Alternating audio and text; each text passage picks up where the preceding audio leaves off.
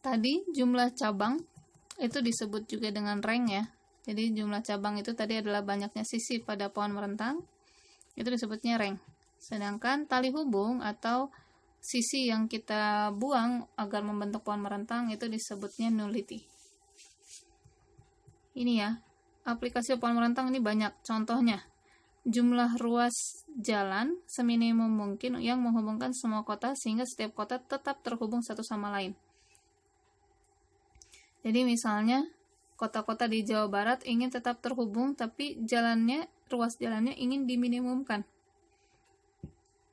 Yang penting dia terhubung walaupun harus melalui kota yang lain terlebih dahulu, tidak langsung. Nah, itu adalah salah satu aplikasi pohon merentang.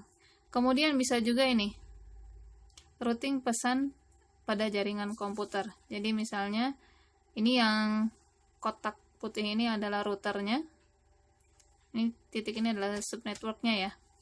Nah ini kan jadinya terhubungnya boros ya. Bisa dikatakan boros kabel misalnya seperti itu ya, ketika menggunakan kabel. Nah di sini agar bisa menghemat, kalau misalnya dia boleh melalui router yang lain, tidak masalah. Nah, kita buang-buang nih sisi-sisi yang sekiranya membuat dia memiliki sirkuit. Ya, sehingga hasilnya adalah yang B ini. Jadi, semua sirkuit kita hilangkan agar lebih hemat. Biasanya ini pembahasannya meminimumkan penggunaan sisi ya. Apapun itu kasusnya. Kalau yang kasus yang pertama adalah sisinya dalam konteks jalan, ruas jalan. Kalau yang ini, studi kasus yang kedua adalah misalnya kabel pada jaringan komputer. Nah ini ya, ini adalah pohon merentangnya.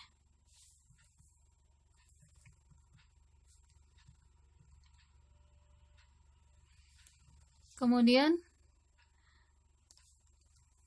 tadi dari dua kasus tadi bisa kita lihat bahwa kita ingin meminimumkan sisi-sisi kan ya.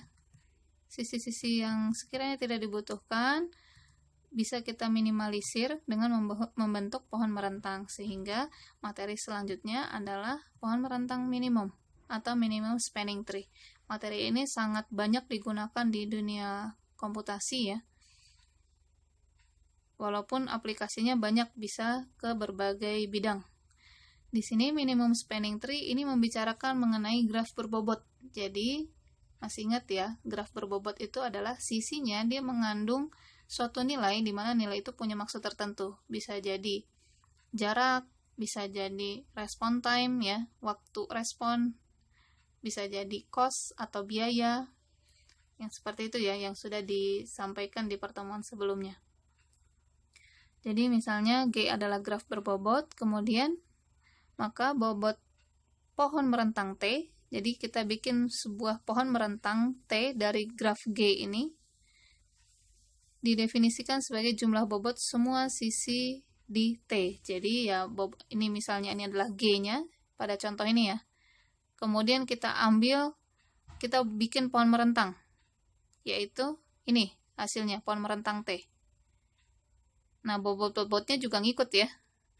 Ini dari B ke E5, dari A ke C 25, C ke E 40 dan seterusnya. Ini ngikut. Cuma kita pengen bobotnya minimum. Satu pohon merentang, graf terhubung berbobot mungkin memiliki lebih dari satu pohon merentang, di mana pohon merentang yang berbeda ini punya bobot yang berbeda juga. Jadi ini bisa dibikin beberapa pohon merentang, sama seperti contoh yang sebelumnya. Contoh sederhananya ada di sini, ini graf G, ini bahkan punya 4 pohon merentang. Yang ini pun juga sama, ada beberapa pohon merentang yang bisa kita hasilkan dari graf ini. Cuma kita ingin yang bobotnya minimum, menghasilkan total bobotnya adalah minimum. Itulah yang disebut dengan pohon merentang minimum.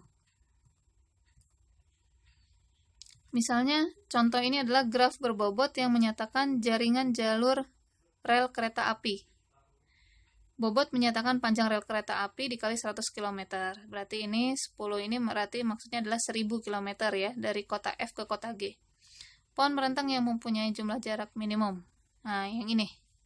Jadi kota A sampai kota A sampai H, A, B, C, D, E, F, G, H, ini tetap terhubung.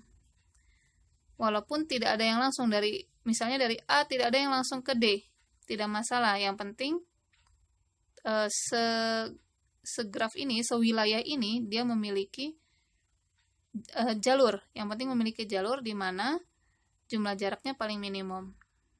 Jadi nantinya kalau misalnya mau nambah jalur kereta lagi, ya silakan ya. Misalnya, oh dari E ke F ini bisa dibangun gitu ya, bisa bangun jalur kereta, ya bangunlah. Berarti ini 35 kali 100 km. Jadi ini adalah yang minimumnya, yang paling pentingnya dulu. Jalur kereta api yang penting terhubung dari A sampai A, B, C, D, F, G, H, itu semuanya terhubung dalam jalur kereta api. Nah, untuk membuat pohon merentang minimum, ini daripada kita bikin beberapa pohon merentang dari graf G seperti ini, kita bikin nih pohon merentang, kan banyak, repot. Kemudian hitung lagi, kemudian kita hitung bobotnya masing-masing pohon merentang. Kita lihat yang paling minimum yang mana. Nah, itu kan jadinya terlalu banyak pekerjaan ya, sehingga dibuatlah algoritma yang kita bisa membangun pohon merentang minimum atau minimum spanning tree. Ya, selanjutnya untuk istilah pohon merentang minimum kita sebut MST ya. Ada 2 algoritma yang akan dikenalkan di sini, sebenarnya ada banyak ya. 2 diantaranya adalah algoritma Prim dan algoritma Kruskal. Jadi ini yang akan kita pelajari, algoritma Prim dan Kruskal, untuk mencari MST atau minimum spanning tree, pohon merentang minimum.